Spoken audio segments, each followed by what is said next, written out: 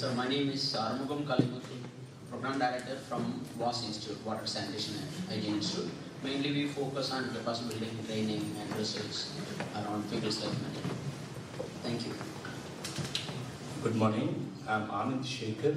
I work for NRMC, which is the executing agency for Global Sanitation Fund in India. And we support state governments improve sanitation situation with a focus around creating open defecation-free environments. Thank you very much for coming. Good morning, everybody. I am Alka Shrivastava. I work with development alternatives.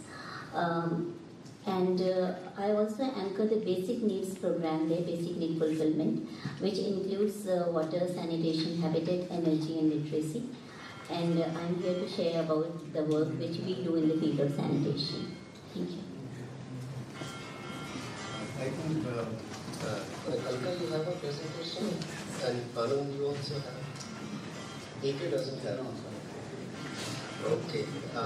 I would just like to, before we start, then, if there were less presentations, we could have had more of a discussion oriented. And you can do that. Alka, do you have a discussion oriented thing? Is it okay, or you want to present? It will be good to present. It's a short presentation. Oh, okay, then you can present both of you then. But from my side, I just wanted to I think this group is small, so we don't need to have a very formal discussion on challenges, opportunities, program. And instead of doing that, and I would suggest 3-4 provocative questions which I thought this group can, and since many of Anand and AK are former colleagues of mine, I can be, it's easy to ask tough questions and I can let them see and challenge them to answer some of these. So one is obviously the first question which comes to our mind is that why is the progress in rural sanitation slow? And it can have a long answer that itself can become a session, which we don't want. But I would like the speakers to, can they give a date by which we can be 100% ODF? So let's challenge ourselves into, just questioning how long it will take. The government has set up 2019 as the 100% ODF deadline. But we know there are slippages and we know there are challenges. So my first question would be to the speakers to give some kind of their own assessment of the likely date. The second question is more related to a functional thing of, we see a lot of septage kind of toilet solutions in rural areas. Although India is not uniform, the situation in East India varies from west and south and north. But still, septage is becoming, septic tank-based toilets, you see, are being more and more, even in the census data reveals that there are more septage tank toilets built than perhaps even twin pit toilets. So what is the future of twin pit toilets? And is there any need for a separate promotion of septage toilet solutions? Third question, and related to this second question is where will the water come from for sanitation? So in a way, these are some of the impact related issues as well. If you want to see toilet coverage, how, and for that, what is required. The third question, I think, based again on experience, because people here have many years of experience of working. So my third question is, what can be a district or a city or a state level approach to address sanitation? We all know of a GP-led approach in the rural side, but can there be a district level approach, state level approach, city level approach, both for sanitation and solid waste? So far we don't see that. And a national program is meaningless unless it is translatable on the ground. So is there anything which is beyond a GP level approach, especially for rural areas? So, and is there any state which is showing any lessons in that direction? And the last question is, therefore, what should the NGOs and the national and the international communities, invest in sanitation? If there are these kind of challenges, then what is the role of support agencies other than the government? So these things, these are questions, maybe these are mind questions, we can take questions from the audience, but if we give about 7 minutes to each participant to speak, and then we can have a discussion after that, and Bodhi will show me flags whenever the time may get enough. So Alka, can we start with you?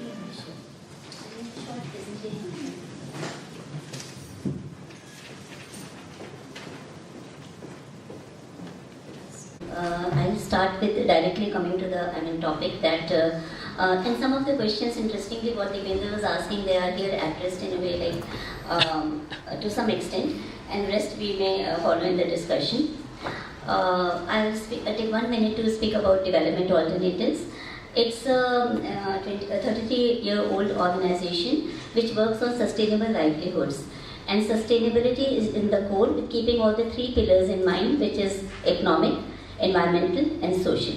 And for all the 3, there are different program areas in which we work, and one of the program area is basic need fulfillment, for which I was just now mentioning. It includes water and sanitation both, besides habitat, energy and literacy.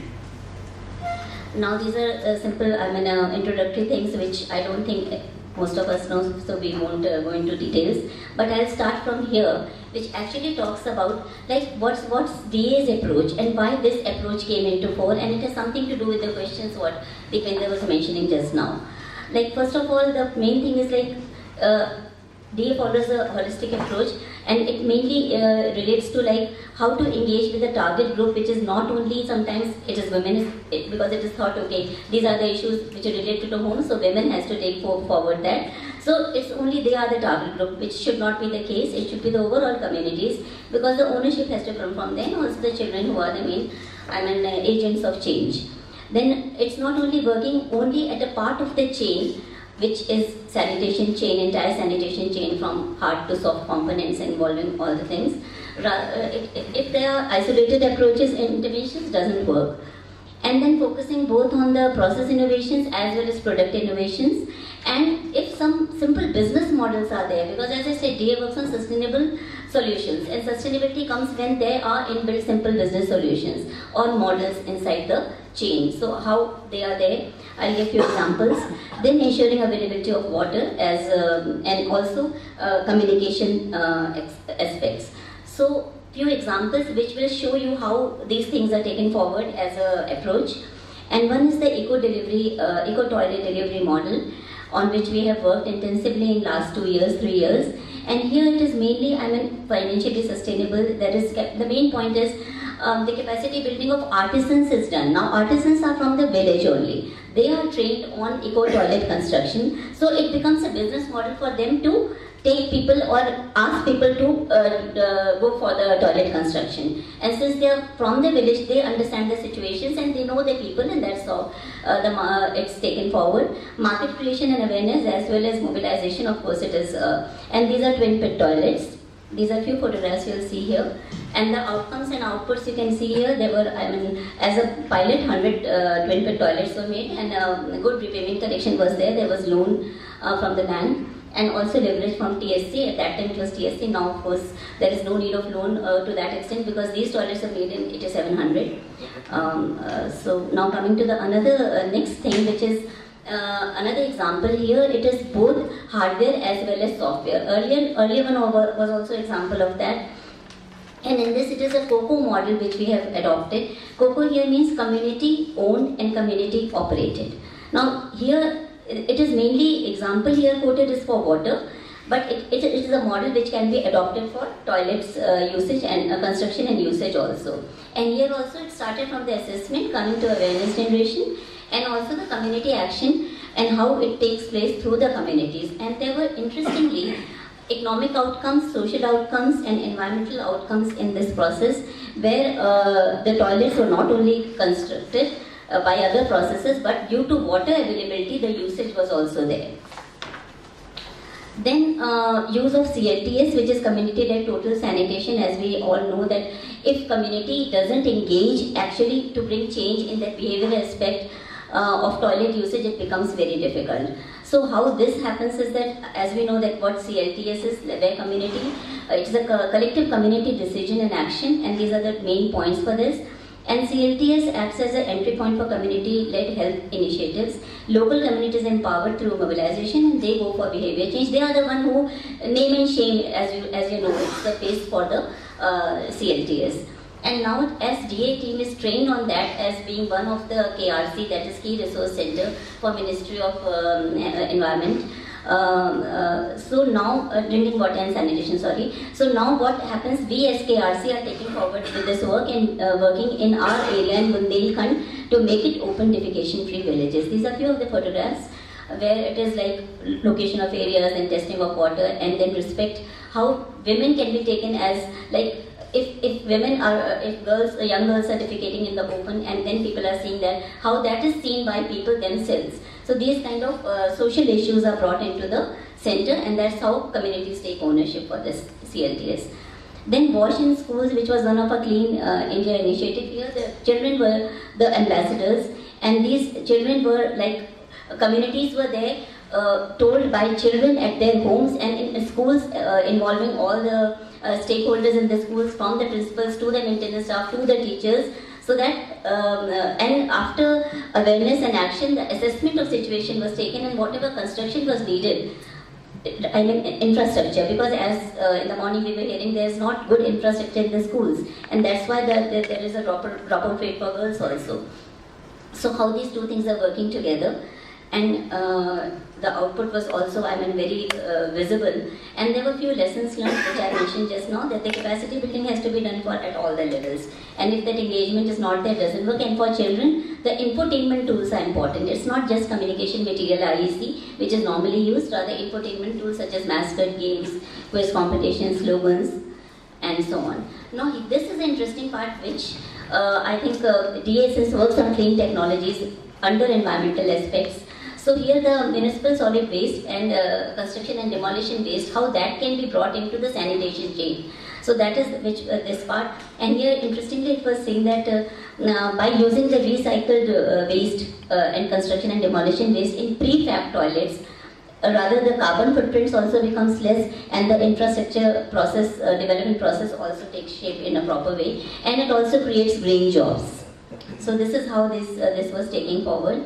And as way forward, there are a few things which are very important, like how to collaborate with partners who work across the entire delivery chain. That is one thing. And actually, since we work on the field and we know that what are the base points on which, or the core issues which need to be dealt, based on that if there are interventions designed, because one size doesn't fit all, so those kind of interventions have to start from that end. So realizing the need and the problem, then acting on that, working on both the entire value chain and bringing the sustainable models. So how that can be brought, who stakeholders can be involved, what capacity building has to be done, what kind of negotiation skills and everything has to be brought into the center. Because sanitation cannot be seen otherwise as infrastructure development, or why it is not being used, just taken as a question, rather addressing all these areas that helps. So with this I'll stop here, and then as the panel, there will be discussions and deliberations. We will reflect to it. Thank you.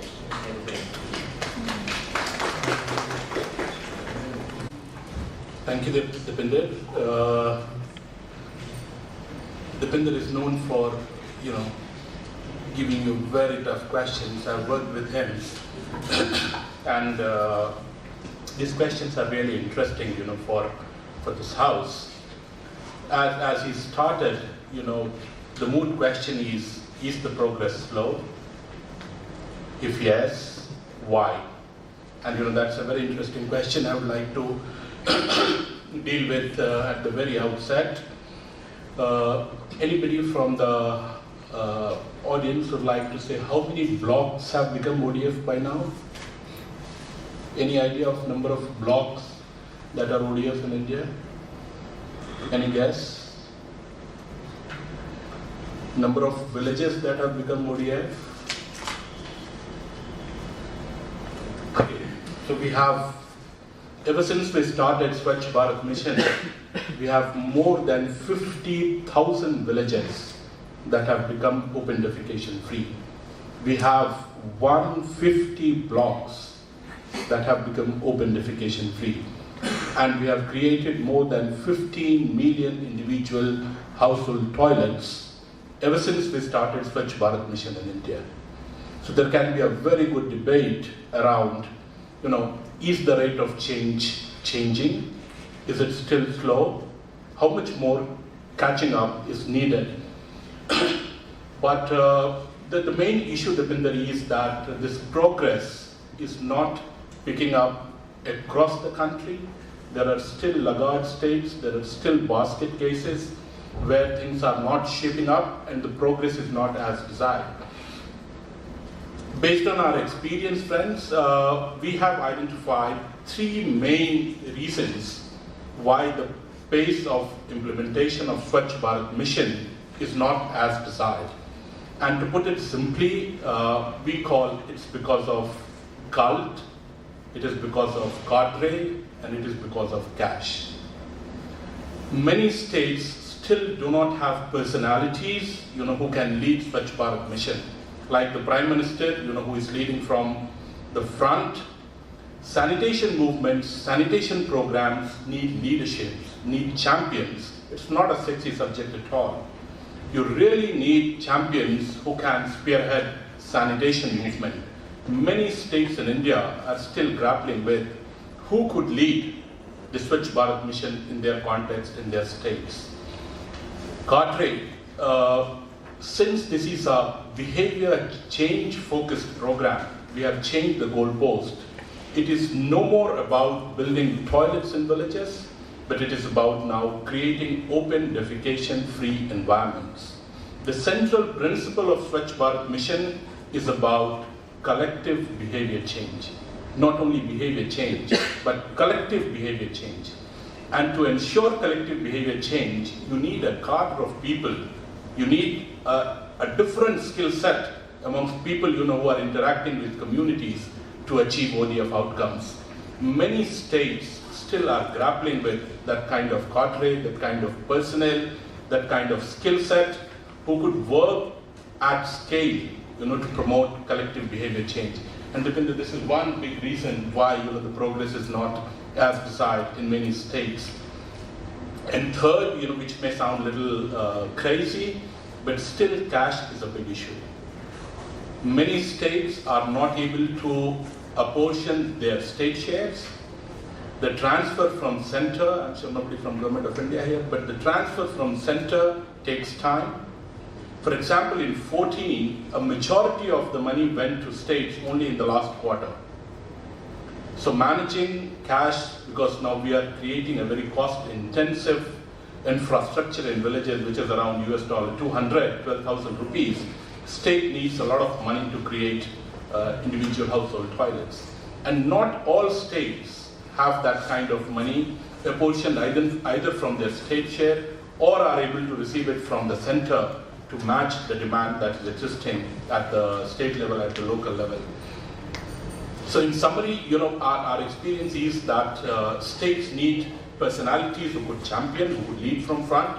They need district magistrates, they need BDOs, they need gram panchayats, they need block pramukhs who are fully on board about collective behavior change and can lead the process. There is a huge issue around people, NGOs, workers who can engage with gram panchayats at the revenue village level, ward level, community level for fostering collective behavior change, and also about timely release and absorption of the funds that's needed to take this up. Dipindra asked, how long will it take? Can the panel give a date by which India will become Swachh? Not challenging Prime Minister, it is 2nd October 2019. But if you look at the mathematics of Swachh Bharat Mission, we have 600,000 villages, 6 lakhs, roughly. 6,38,000. Perfect, thank you.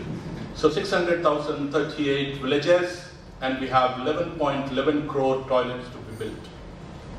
If you divide that, it comes to 190 toilets per village in 5 years. You decide how much time will you take to build 190 toilets in a village? Our plea is that if each household is encouraged, is motivated, is mobilized, Swachh Bharat mission can be finished in 5 days. If you have the cash, if you have the cadre, and if you have the cult, the personality who can lead it. Building a toilet takes 2.5 days. So arithmetic is very simple. If you see the number of people, who are directly and indirectly involved with implementation of sanitation program, the number is roughly 3 million. If you divide the number of households, which is 11.11 crore without toilets, each paid personnel of government gets around 40 to 50 households for behavior change. Manageable, sufficient, can be done. So at this point of time, our view is that 2nd October 2019 is a very realistic date, for achieving Swachh Bharat mission in this country. What could be a district level or a state level approach? Swachh Bharat mission provides amazing amount of flexibility to states to define, design, and deliver Swachh Bharat mission. This is unprecedented. Accordingly, the states now need to provide this flexibility to the districts. While notionally, we see a lot of euphoria around, designing, defining, doing things differently, but still the processes, remain what we used to do in total sanitation campaign days. Each district prepares an annual implementation plan, which sets a number based on the money that it can receive and the money that state government can pool. And accordingly, a number of villages, a number of gram panchayats is targeted, and in that year, everything happens only in that year. I don't think movements happen that way. I don't think you can go to scale prioritizing 50 gram panchayats in a district saying this is what I will do this year. So the state approach could be, you back-end subsidy, you back-end money. You say anybody who builds a toilet has the guarantee to receive money. Unless we allow gram panchayats, we allow other officials, we allow other people to lead this program, plan and use their assets, this will not happen. So for me, the district-wide approach or the state-wide approach is about allowing gram panchayats to take over the sanitation, not fixing it in the framework of annual implementation plan, where each year you mathematically allocate some money and take some gram panchayat. Create champions, create leaders, devolve responsibilities, assure that anybody who builds a toilet will ultimately get incentives, will give us much bigger numbers than what we are getting now. And finally, a role of international community or international organizations, I think it is to collaborate and to confront. There was a point of time when under NBA or TSC, we had reached 72% coverage, and then the census came and everything fell flat. Yeah. So I would say, we need mechanisms to reflect, we need mechanisms to learn, we need people who can confront and challenge and say, how real are these numbers? Are people using it? And while Swachh Bharat Mission creates provision for RALU, which is Rapid Action Learning Unit, I think many states are yet to establish that, and that has not become functional. But if the international community can support creation of a reflection mechanism, a renewed intervention mechanism, I think they will do a good job. I'll stop here. Thank you.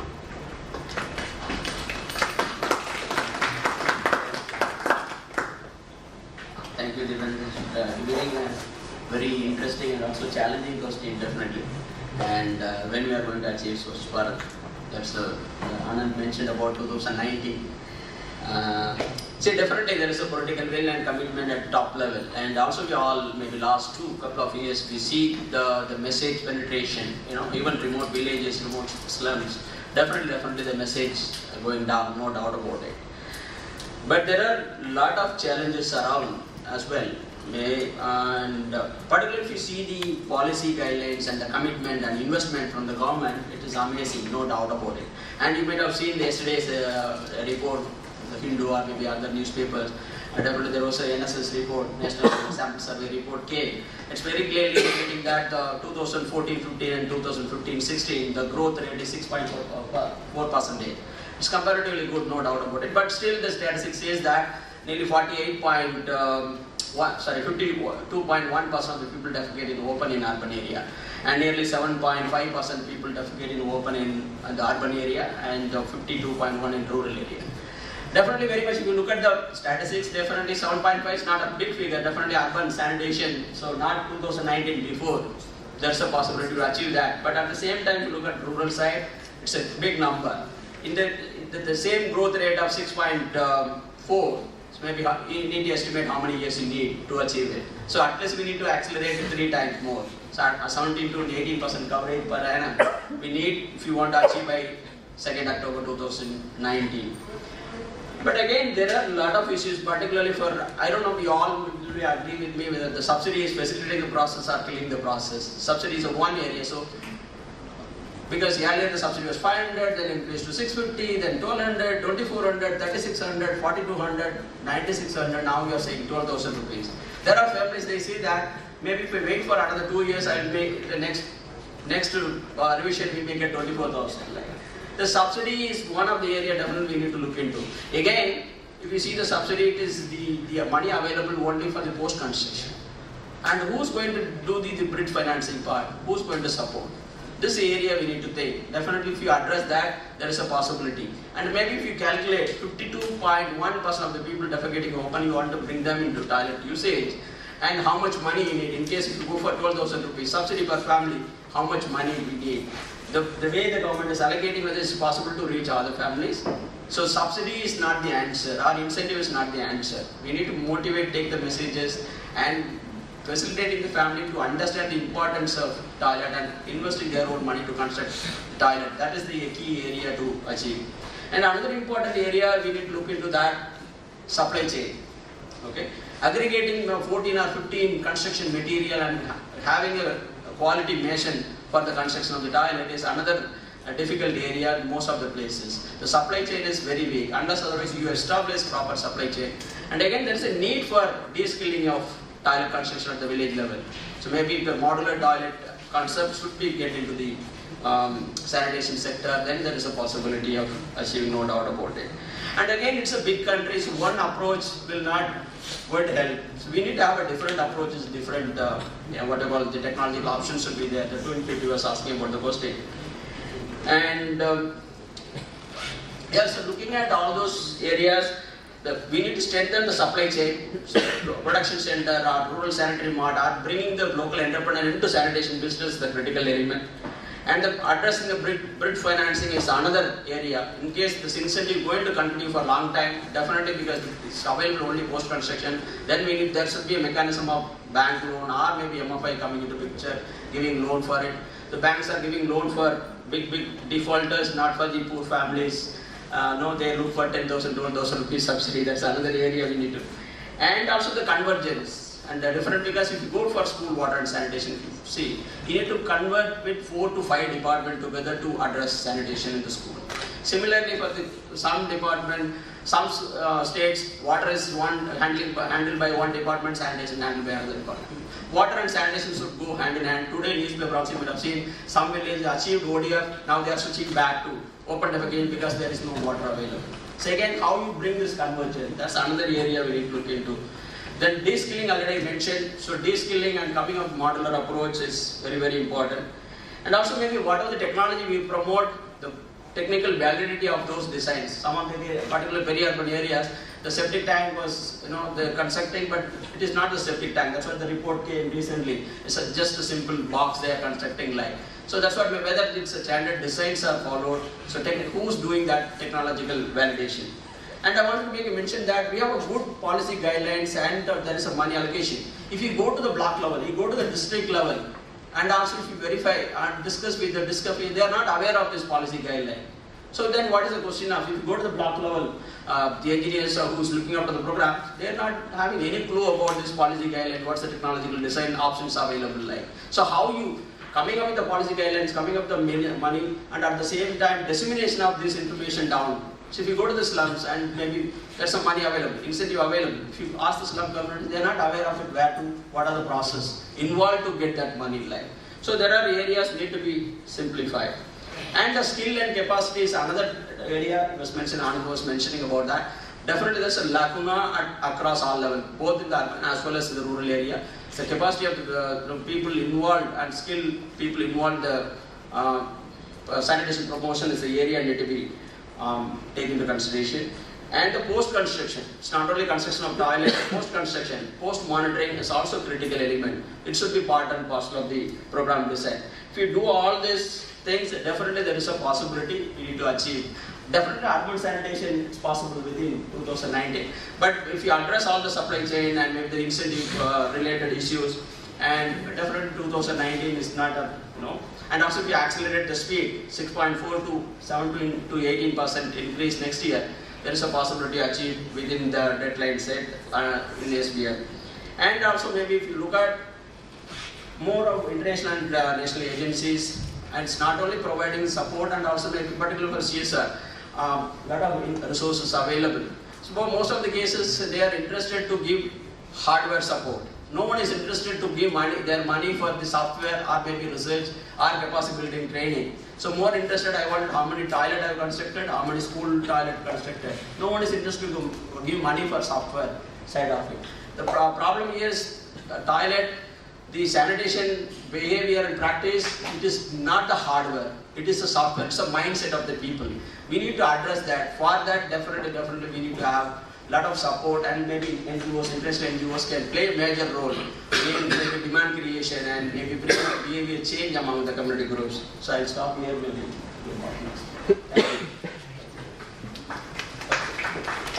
Thank you, Eke.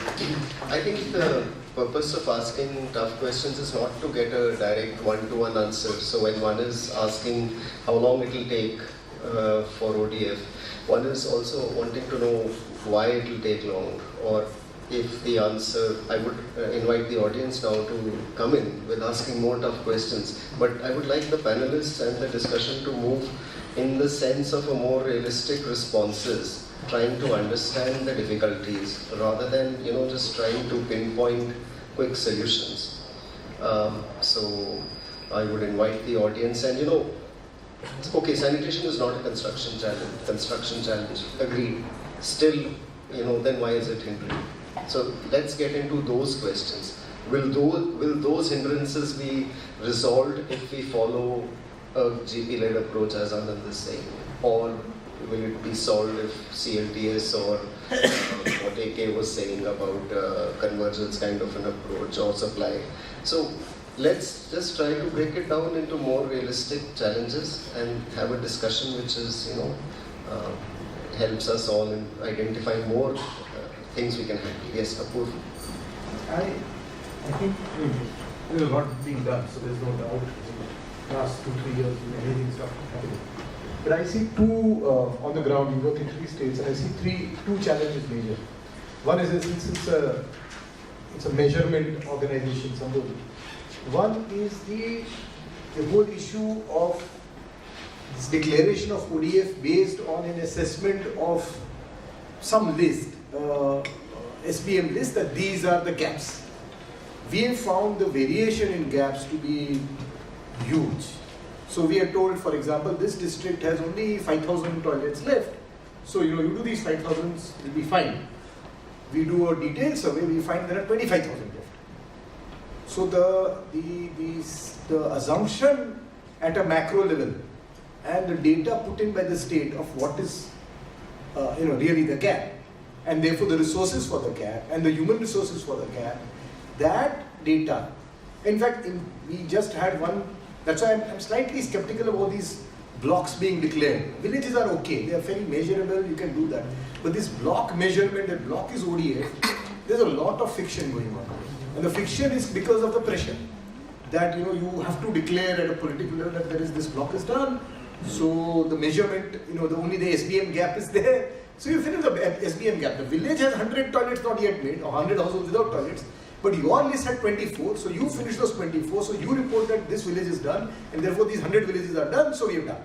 And I think unless we get some And luckily, one of the states we are working in is realized that there was something amiss. So they've asked non-state actors to go and actually verify on the ground. Now the feedback is coming in, they are revising their whole assessment of what they have achieved so far. So some states are frank enough to, or they want to know the truth, and therefore the truth will come out. But otherwise there is this temptation under this proving business at every level, that which used to happen in that, what is that village used to have declared? You know those?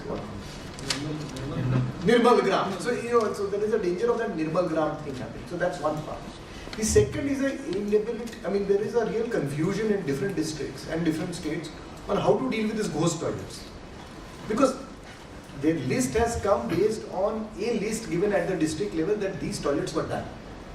Now they were not done, but they are listed as done. Some subsidy, 4,600 at some time, 8,000 at other time, has been disbursed.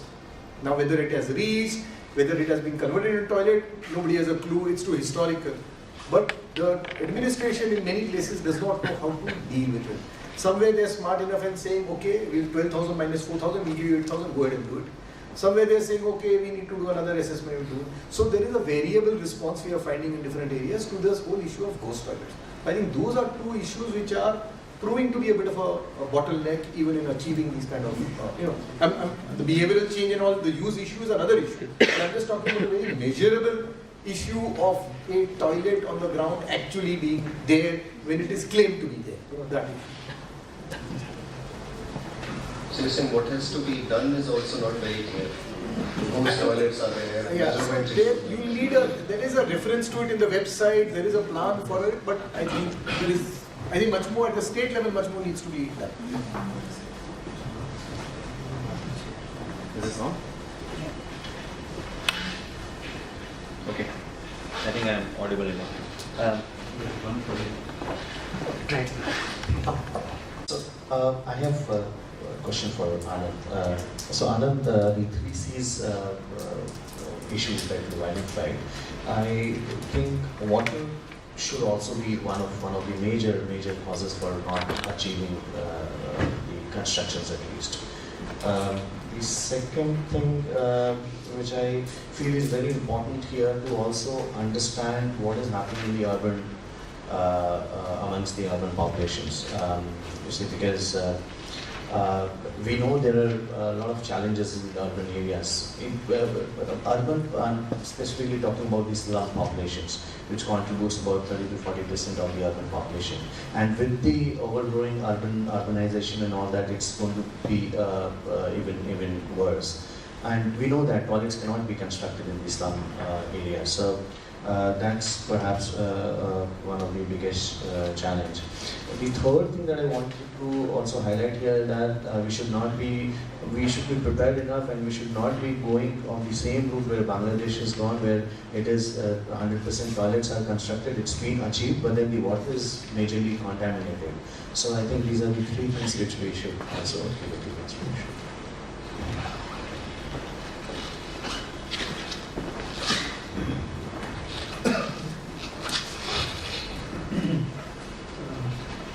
I think this was interesting to listen to the panelists and agree on a number of the issues raised.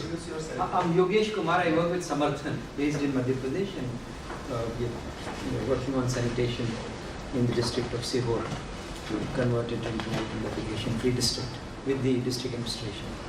I think there are 3 dimensions we'll have to look at. One is the question of capacities.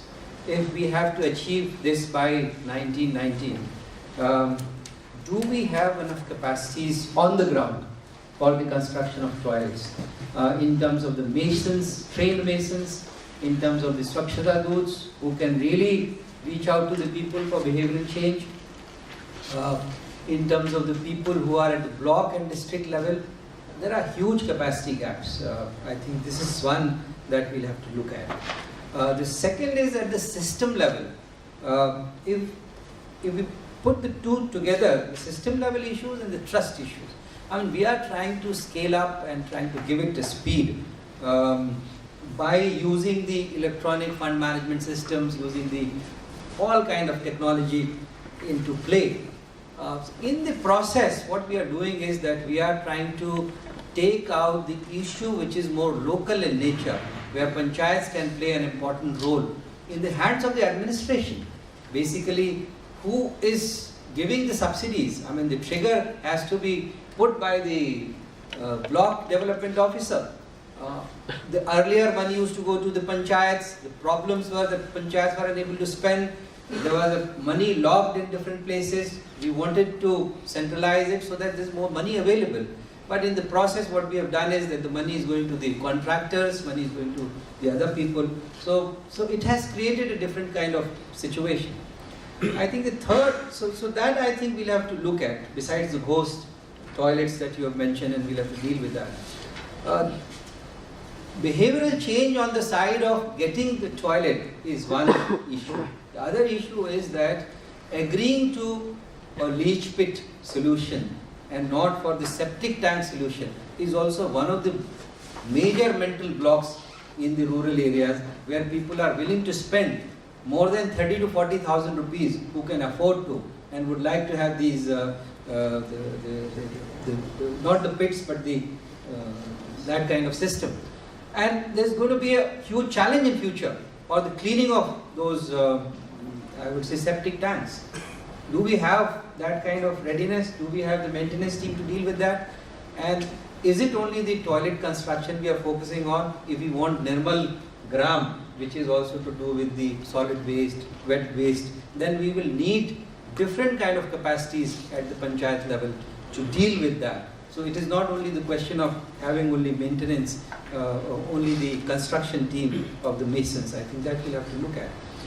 Water contamination, besides the shortage of water, I think water contamination is also going to be another issue if we are not looking at the technology in a proper way. How are we going to deal with so much of, I would say, fecal matter going inside, especially in those areas where the water table is much higher, especially in places like UP, eastern part of UP, Bihar. So those challenges have to be also addressed. I think we are still not ready to reach out to this kind of target by 2009. Yeah. In fact, just wanted to dwell a bit on the last point which raised. Is this whole question of solid and liquid waste management in villages, something that Anand we work together in Jharkhand weekly on. And on one side, we are trying to kind of get communities to think about, open defecation free kind of, containing human waste and all. But on the other side, you have huge dumps of cow dung lying around. Somehow, you have huge pools of, either rainwater runoff lying around in villages because of, no mechanism to drain them off. The quality of that water then kind of affecting groundwater. So I think unless we really work on holistic kind of wastewater management at the village level, or maybe even beyond the village level, I'm not sure, and I'm very curious to know actually possibly from empirical evidence, whether just such a strong focus on construction and use of toilets also is going to, as a villager, it just doesn't make sense to my mind. Different websites get different informations, like data consistency is a major issue. And not only that, so it's not the coverage we need to take into consideration, the usage should be into the database. That is the area we need to think. Definitely the ghost toilet, that's what 2010 itself we declared 64% of the rural coverage. Then 2011 census we came to know that only 30%. That's why the ghost toilet issue came. Better we should not construct toilet for ghost, but let us no. That's the thing we need to avoid. Definitely data and the usage part need to be captured. And definitely the water contamination issues. Back-end design, it's matter. That's what I mentioned earlier. Because one single approach and the one single technology is not going to solve the entire issues. There are waterlogging areas as well. You need to have a different option. So the back-end design should be very clear, and it should be promoted with respect to the area-specific conditions. Right? There are areas deep water table, so not a problem of going for a leach pit toilet. But if there's a waterlogging area, then you need to have a different option. So that clarity we need to bring in the program. And the open, not only open definition, definitely you can't avoid septic tank construction as well, peri-urban area and the space availability, there are a lot of issues around. Septic tank also equally it's going to be there. There are nearly 38% of the urban communities using septic tank. So that is going to be there. Definitely we need to have not only ODF, we need to have ODF and ODF, open defecation free and also open discharge free. Those things, that's what people say, sanitation plus need to be given focus. It's one, if the septic tank is there, then maybe how you, once the tank is full, then how you are emptying it safely, how you are transporting it, how you are treating it, how you are disposing it. All those areas need to be given focus, and the sanitation plus need to be given more focus. And so definitely this skills and capacity gaps at all levels. The frontline workers and the government officials, block and district level and urban local body level need to be assessed. Definitely we need to be more focused on the capacity building. It's not only that the supply chain is the major issue, that need to be kept in mind. Thank you. Yeah, thank you. Without sounding as a spokesperson of government, I'll just share some of the mechanisms that have been created around the issues that we raised. For baseline inconsistency, there is a clear guideline that every year in April, states can update their baseline situation and that will be accepted. It cannot be every month, but in April every year, states may like to put up a new number saying this is the number of people without toilets and that will be accepted by the Government of India. While there are cases where the baseline may say 70 households do not have toilet, but when you go to ground it is 100. Punjab is a classical case where it came down by 25% when they did a real verification. So it's both ways, The idea of stopping open defecation is not about giving toilet to all 4 brothers of a family. The idea is to ensure that people stop this practice of open defecation. We have seen enough examples where the younger brother is like this, but still is eligible for 12,000 rupees. So there are inconsistencies, but state governments are fully empowered to update their baseline every year in April, and that's updated in the system. In terms of verification, of course, there have been historical problems, but kindly look at the new verification guidelines that have been issued. Those are very simple, very clear, doable, and a major number of villages that have been declared ODF have been verified third party. It is a 3-tier mechanism. The best thing is the community declares themselves ODF. So, if there is a problem, it is there.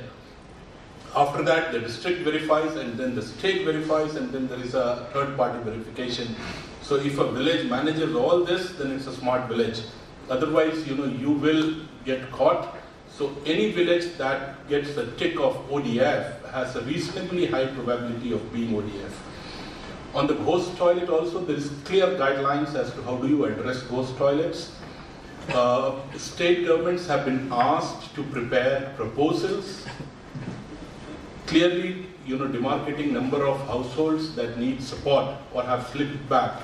And Government of India has a Swachh Bharat course. From there, a reasonable amount of money can be taken by all states just to manage the issue of slippage or ghost toilets. Secondly, many state governments have also allowed their members of parliament and MLAs to at least contribute 50 lakh per year from their funds to address this issue. Jharkhand, Bihar are classical examples.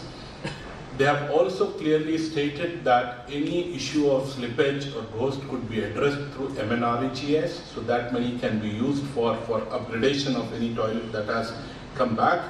Plus, panchayats are free to use their finance commission funds for any upgradation that they may want to do on the toilets. So there are at least 4 financing streams, 4 financing arrangements which can be used to address the issue of slippage and ghost toilets. And states also are being asked to submit proposals to get money from Government of India. On the issue of capacity, I agree with Yogesh. So my cadre is that we don't have the right skill set, the right set of trained people at the village level to scale up things. But on the financing mechanism, the states are free to design the financing mechanisms. And in India, there are dual financing mechanisms that is operating. Either a state government is giving only after the village has been declared ODF or the panchayat has been declared ODF, and then you get the incentive amount. Or there are also mechanisms in states where it is given to household, and a portion of the money is given pre-construction to trigger the household to build construction, and the remaining is given once the toilet is completed. So it is absolutely the household who has to decide which is the mechanism it wants to follow, and there isn't much scope for anybody else to intervene, because there is a clear notification from Government of India and Ministry of Finance that all this money must go electronically into the account of the beneficiary. There is no cash transaction at all in this. So there is a clear direction from Ministry of Finance saying this must be electronically transferred and should go to the beneficiary account in case the household has decided to take it up. I think Sunil's question is very, very moot. SLWM is a big issue, but there are some recent initiatives that have been taken by Government of India.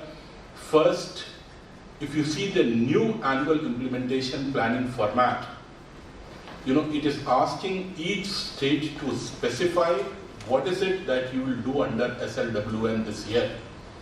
Before, previous AIPs never had this special category where the states were asked to say, what is it that you will do on SLWM? So at least any annual implementation plan that will get approved will clearly say, I will do X, Y, Z on SLWM this year, and this is the kind of money that I have. Government of India has also allowed from its admin budget that each state and district must employ a SLWM expert, to support SLWM work at the ground level. Institutional mechanisms. They have also asked each state government to develop local policy guidelines or a framework that will be used for doing SLWM work. And there is a blanket 20-25 lakh rupees available for each gram panchayat. I think the issue there is that there is a big how do I say, people unaware about what could be a good mechanism to manage my cow dung. If we expose gram panchayats to simple technologies, composting, NADER, vermi composting. Yeah. So these things I think the challenge in solid waste management is about giving simple technologies to gram panchayats that they can own, use and operate. Thank you very much. Just one or two small interventions which are seen through some pilots. Like one important point was bridge financing. Like how, because पैसा बाद में आ जाएगा से doesn't motivate any at village level people to go and construct toilets because उनको तो वो वैसे भी ज़रूरत नहीं लग रही है. तो मतलब कुल मिला के this story takes a bad shape because then it becomes कि compel करने जैसा. It's not the demand which is there. तो अगर ये demand creation plus bridge financing ये दोनों mechanism if they work hand in hand then only I think. और इसमें जो major problem we working at village level are facing is that banks, as you know, छोटे loan के लिए तैयार नहीं हैं and they are not equipped nor they are collaterals to be given. उतने के लिए collateral मांग नहीं सकते इसलिए banks ready भी नहीं है और वहाँ पे access भी नहीं है banks की तो major issue ये है कि अगर कुछ pilots तो हो सकते हैं like we did कि हमने किसी project के तहत we bridge financed but then again the issue comes of repayment. Repayments अगर नहीं आती तो ब्रिज फाइनेंसिंग एनीवेज नहीं हो सकती. तो क्या उसमें नाबार्ड या इस तरह की कोई ऑर्गेनाइजेशंस कोई रोल प्ले कर सकती है जिनका अदरवाइज ही वर्क है in the field of development at the village level and then who will be the agencies who will be there in between to route that bridge finance. And the second thing ये जो है कि एक water का जो issue है और जिसको आप लोगों में से किसी आपने कहा भी था आई थिंक उसको तो बहुत विलेज लेवल या छोटे लेवल पे हैंडल किया जा सकता है which is managing the waste water and also rain water harvesting. Even semi arid area जिसमें बुंदेलखंड जहाँ हम काम करते हैं वहाँ पे भी रेनफॉल है और वो पानी भी ठीक से रेन वाटर हार्वेस्टिंग नहीं हो रही है. If that can be stored like there are people rain water harvest man जैसे हम लोग उनसे लेकर हम लोग टेक्नोलॉजीज को उस लेवल पे ले जा सकते हैं. आई थिंक वो वहाँ उस तरह की कैपेसिटीज और वो if it works in an integrated manner, I think solutions are there. But वही है कि integration की problem है and शायद उस लेवल से शुरू करके बिल्डअप करें तो ज़्यादा कहानी कारगर साबित होगी, या टॉप डाउन अप्रोच रखना है तो वो बैलेंस भी I think it's important. Thank you to all. I would just like to add that, one way to look at this, firstly I would like to also congratulate Anand and Kalimuthu and Alkaji. These people have, I know Anand well because he's worked from Swajal onwards, so he's very conversant, and being a practitioner, he's fully hands-on with what is going on, what are the government schemes, what are the entitlements, where interventions can work. And similarly, AK worked with WaterAid and the programs where WaterAid did a lot of sanitation work. So he's also very hands-on in his approach. And I'm sure Alka would also be with development alternatives. But I think the real challenge here to ask is that why are some people not building toilets? I mean, we all know it can be done, and Anand has, I think he's well explained that it is possible if you take it up in a kind of an approach where it is, okay, it is at least led at the GP level, it doesn't become a bureaucratic program, which it currently is, because it's AIP, an annual implementation plan focused program where funds are released and there is no incentive to release and get the work done on the ground. And Alka has also highlighted this fact that there may be an issue of a bridge finance or a gap. So I think we need to ask this question, why are some people at least not building toilets? And unless we honestly ask that question, just giving a good program, giving different reasons by which it can be pushed and made to work will not solve the question. So I think that is the issue. Some of the research which I have been involved with, we have been raising this kind of a question, and we found, for example, in a place in Jharkhand, in some villages which were ODF, which were Nirmal blocks. There the people are saying, some of the poorest tribal communities say we don't want toilets. So that is a question which is coming there. Now how do you address it? Whether you just dismiss it as lack of demand, or whether you try to understand, or say some Dalit communities also have this self-perception कि हम तो ऐसे ही हैं. अब या हम अगर ऐसे बन गए तो हमारा contradiction आ जाएगा upper caste के साथ. These we have faced as researchers. Now unless we are able to ask these questions, address them, and therefore Anand is right to that extent that it has to be led at there has to be champions at district level or even GP level, at block level, Zilla Parishad people, which are not there at the moment. But in addition to that, I would say you need to still ask these questions, that why are some people at least not willing to build toilets, not willing to use toilets, and simultaneously you do something about the whole thing of making them, enabling them to build toilets. So I think that is important, and otherwise just deadlines in itself will be very difficult to achieve.